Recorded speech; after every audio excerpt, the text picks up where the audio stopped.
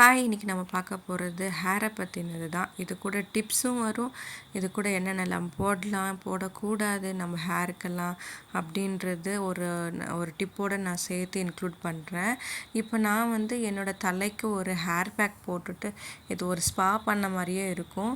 அந்த hair pack போட்டுட்டு அதை எப்படி ஷீக்கா போட்டு அதை நாங்கள் ஹேரை வாஷ் பண்ணலாம், ஹேர் வாஷ் பண்ணதுக்கப்புறம் என்ன பண்ணணும், அதுக்கு முன்னாடி என்ன பண்ணணும் அப்படின்றது எல்லாத்தையும் இந்த வீடியோவில் நான் சொல்கிறேன் வாங்க.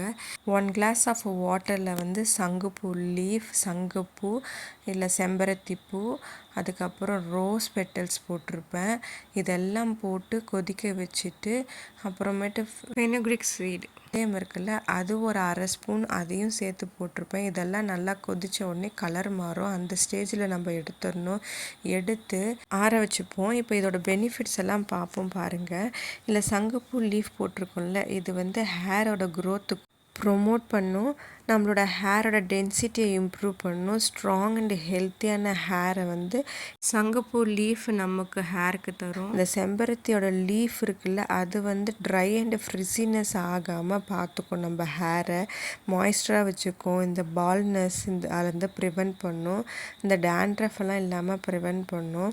இந்த மருதாணி இருக்குல்ல, இது ஹைபிஸ்கஸோட பெனிஃபிட்ஸ் தான் இதுக்கு சேம். சங்குப்பூவும் இதே பெனிஃபிட்ஸ் தான் இதில் இருக்குது. இந்த ரோஸ் பெட்டல் இருக்குல்ல, அது கூட நம்மளோட ஸ்கேல்ப்பை மாய்ஸ்டராக வச்சுக்கும். எல்லாமே ஒரு நல்ல பெனிஃபிட் தரக்கூடிய ப்ராடக்டை தான் நான் இதில் போட்டிருக்கேன். இதெல்லாம் நல்லா சாஃப்ட் அண்ட் ஷைனாக நம்ம ஹேரை பண்ணும். அப்புறம் ஸ்கேல்ப்பெல்லாம் நரிஷாகவும் ஹேர் ரூட்டுக்கெல்லாம் ரொம்ப நல்லது. இந்த ஃபெனுக்ரிக் சீடு இருக்குது இல்லையா, இது எல்லாமே இப்போ நாம் இங்கே பாருங்கள், இந்த மாதிரி நல்லா கரைச்சி விட்டுக்கிட்டிங்கன்னா இது ஒரு மாதிரி ஷாம்பு மாதிரி வரும். பார்த்திங்கன்னா திக் கன்சிஸ்டன்சியாக ஒரு மாதிரி ஜெல்லி மாதிரி இருக்கும்.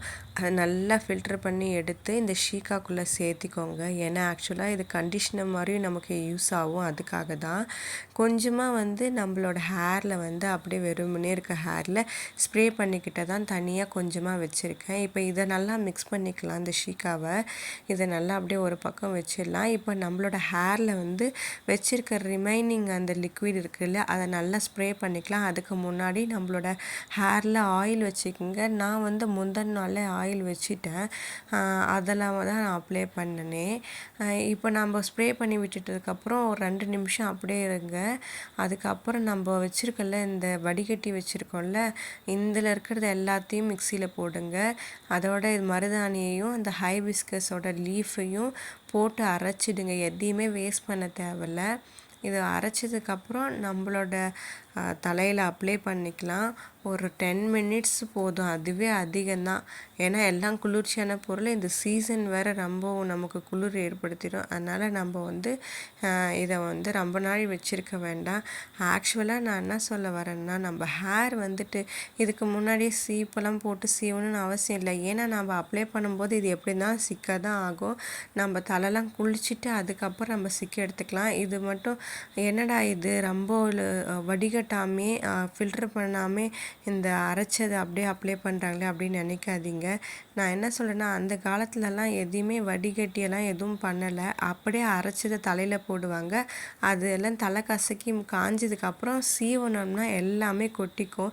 என்னை பொறுத்த வரைக்கும் இதை ஃபில்ட்ரு பண்ணி தலையில் தடவுறது சில நேரத்தில் இந்த லிக்விட் இந்த ஜெல்லியாக இருக்கிறதுனால நம்மளுக்கு ஃபில்டரே சில நேரத்தில் பண்ண வராது. அதனால தான் அப்படியே டேரெக்டாகவே அப்ளை பண்ணிங்கனாவே ஒன்றும் இல்லை, சீப்பு போட்டிங்கன்னா அப்படியே கொட்டிடும். இது தலை குளிச்சு முடிச்சதுக்கப்புறம் நம்மளோட தலையில் சாம்பிராணி நம்ம போட்டோனாவே அதுவும் நம்மளுக்கு ஹேருக்கு ஷைனிங்காக இருக்கும். இதோட பெரிய விஷயம், சாம்பிராணி போட்டால் நம்ம ஹேர் அப்படியே 1 வீக்குக்கு அந்த சாம்பிராணி ஸ்மெல் அடிச்சுக்கிட்டே இருக்கும். இந்த ஃபெனுக்ரிக் சீடெலாம் இருக்கு இல்லையா, இதெல்லாம் போட்டாவே நம்ம ஹேர் வாசமாக இருக்கும்.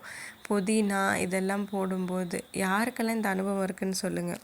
இந்த மாதிரி சாம்பிராணி போடும்போது நமக்கு தலைவலி கூட இருக்காது, நல்லா ஹேர் நல்லா காஞ்சிடும். வின்டர் காலமாக இருக்கே, வெயில் இல்லாததுனால நம்ம ஹேரை காய வைக்க முடியலன்னு கவலைப்பட வேண்டாம். நான் கொடுத்த டிப்ஸ் எல்லாம் உங்களுக்கு யூஸ்ஃபுல்லாக இருக்கா அப்படின்னா எனக்கு கமெண்ட் பண்ணுங்கள். ஹாப்பியாக இருங்க. பாய். இப்போ சப்ஸ்கிரைப் மை சேனல்.